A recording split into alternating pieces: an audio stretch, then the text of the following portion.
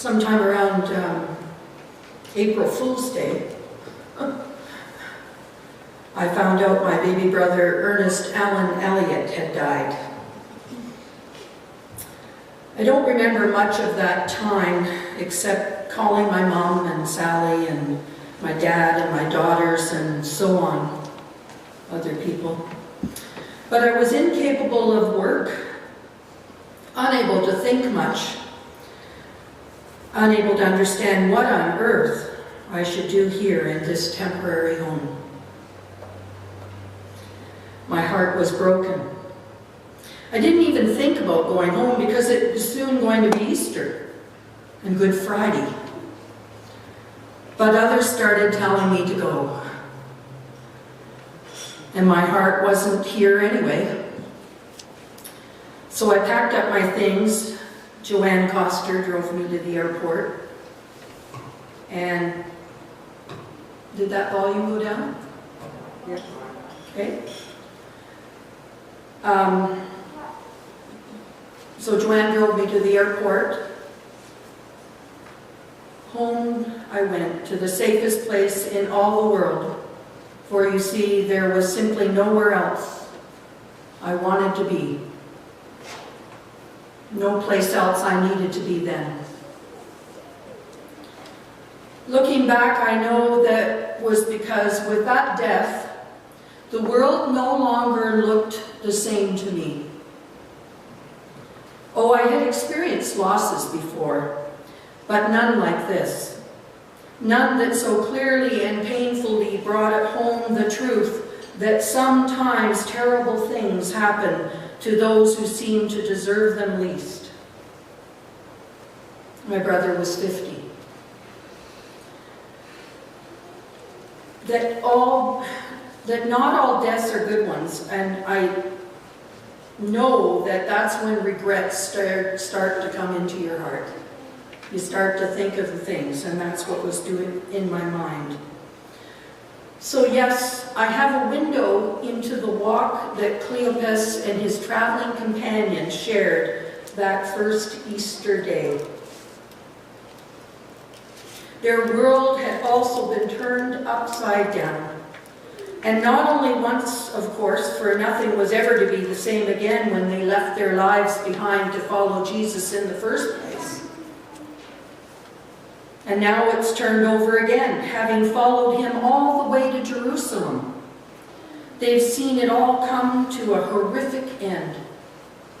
Indeed, we can be certain that their walk home was marked by grief and confusion. And yes, I do expect that they, like the other disciples, were now also living with a sense of regret for all they did not do that they could have or should have done. As they make their way towards home, they are left only with their memory, and with every step, this must have caused them pain. Even though they too had heard the outrageous rumor that Jesus was not dead after all, they were still going home. Back to the familiar, the safe, the comfortable, back to people who knew and loved them before their worlds had turned upside down. Of course, before the night was done, they would know exactly who it was that walked with them home, towards home. And before that night was past, they will have retraced their steps all the way back to Jerusalem. Only this time they run, eager as they are to share what they have seen and heard. It seems a long time ago, even though it has only been 18 days, that I took the sort of journey those disciples did as they walked to Emmaus. I know what it is to only want to be home, to gather with others who knew the loss I had known, and to find the start of healing among them in that safe and familiar place.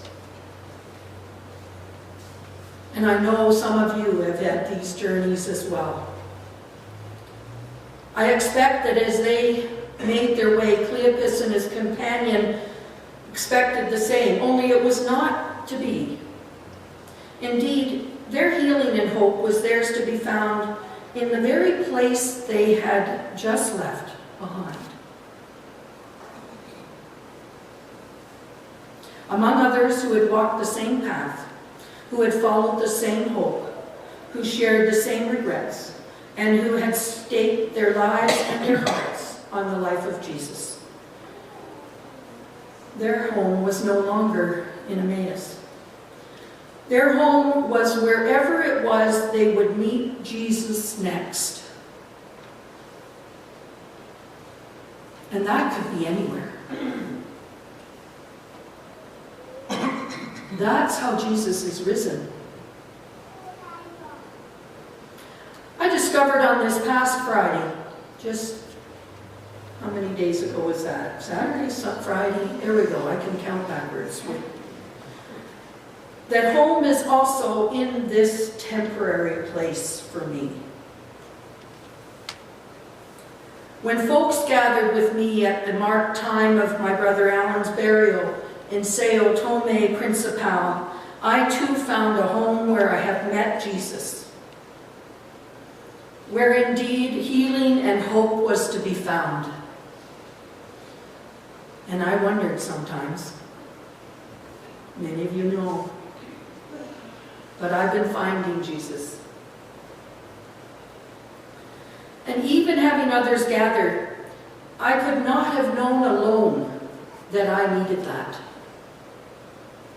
Thank you, Joanne Leatherdale, for your care and your suggestion. It became a very important gathering for me in my healing and my journey. So I believe that although the two disciples did not recognize Jesus on the road to Emmaus, Jesus recognized them. That he saw them as if they were the only two people in the world. And I believe that the reason why the resurrection is more than just an extraordinary event that took place some 2,000 years ago, and then was over and done with, I believe even as I speak these words and you listen to me, Jesus also sees each of us like that today. Our experience of life in this world is such that we always have to keep learning what it means to have faith. That doesn't typically happen well when we try to go it alone. Does that make sense to you? Yeah. I thought it might. That doesn't typically happen well when we try to go it alone. Faith is something that thrives and grows in the context of community. My faith has been sustained, helped, and has thrived in the past weeks because of others who walked with me. And you know who you are. Some years ago, Hillary Clinton captured our attention with a book entitled It Takes a Village. Her premise was a simple one. Generations of people from all races and cultures and languages have recognized that it takes more than the nuclear family in order to raise children. It takes a village. Although the book generated some controversy, and what good thing doesn't, right? It seems to me that every parent knows what she was talking about. Without an extended family, without the support system of schools and churches and scout groups and sports teams and neighbors, it is nearly impossible to raise a child. So why would we think it would be any different in our own faith journey? All of us continue to develop our faith long after childhood. Life doesn't stay in one place, which means that the faith we had as children must grow stronger in order to meet the times of testing and trial that come to us all. The fact of the matter is, we are all continually developing our faith. You know, I laugh sometimes, or maybe you laugh at me, when I say, when I laugh because you say, we've always done it this way, you know. The very fact that each day passes in this community suggests that our faith continues to grow. Sometimes we need to have our practices simply catch up to that.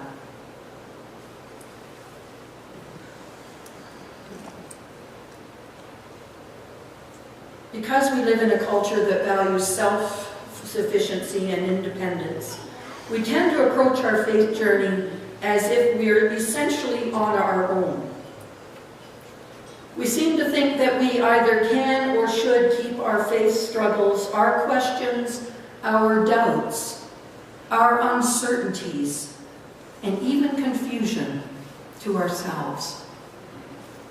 Or you have coffee with me, or your past ministers, or your future ministers. One of the greatest privileges being in this community is that I have pretty much heard all of you at one point or another. Faith struggles, questions, doubts, uncertainties, confusion. Some even seem to think that they can understand, even though the understanding does not go deep enough. So some do think that they have all they need. They don't need to talk about it. They don't need to hear about it. But it really doesn't go deep enough. I was talking with Stephen Hiscott the other day. We had a long conversation, and he was talking to me about what for him is the difference between his role in the hospital and that of a superior nurse who knows how to diagnose and figure out the symptoms.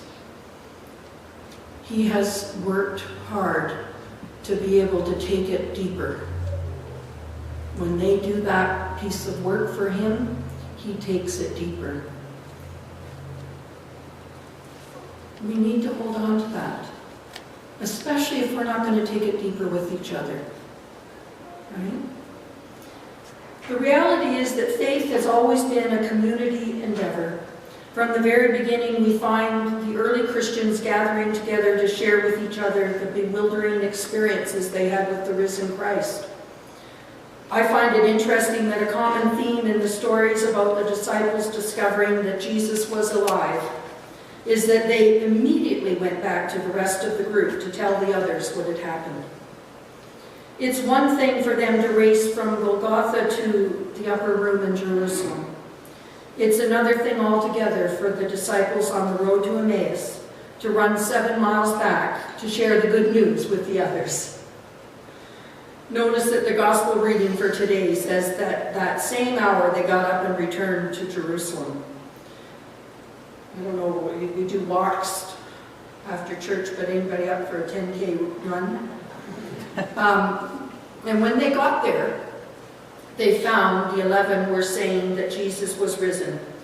And they in turn shared what had happened to them. The cumulative effect is that in the sharing, they were supporting and encouraging and strengthening each other's faith.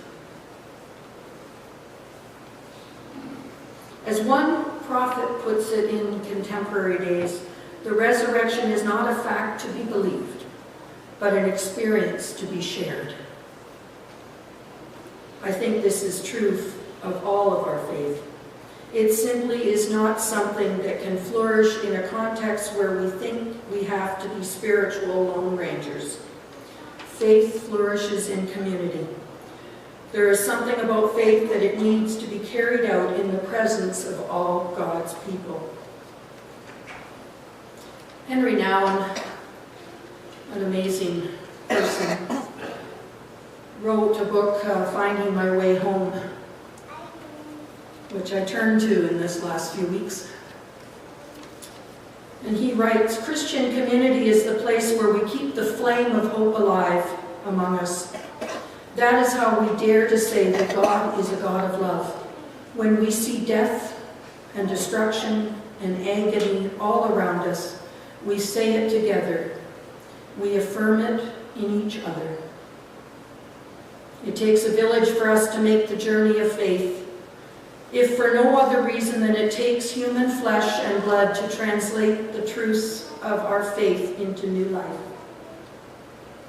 Our faith is simply sometimes too theoretical for people of our day and time to embrace unless there is someone there to demonstrate them in action in the real world. Sidestep here. In stewardship committee, in other committees, we have been talking in transition team, where are other people? How do we get them in here? You do not get them in here by changing how you do PowerPoint or a band.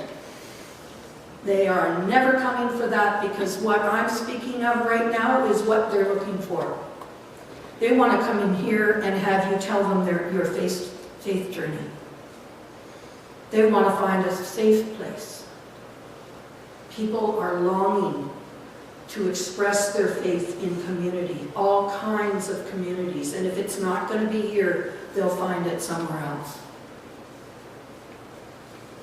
Focus on the solution, not on the problem. Those who wish to join our community are looking for signs from us that we are willing to share our faith stories, our faith experiences, yes, our faith practices, more than we are simply wanting to share our practice. Rarely is someone interested in us if we are not willing to express everything we say and do with words of wonder, words of questioning, words of love. Then there is the action that must support all our words.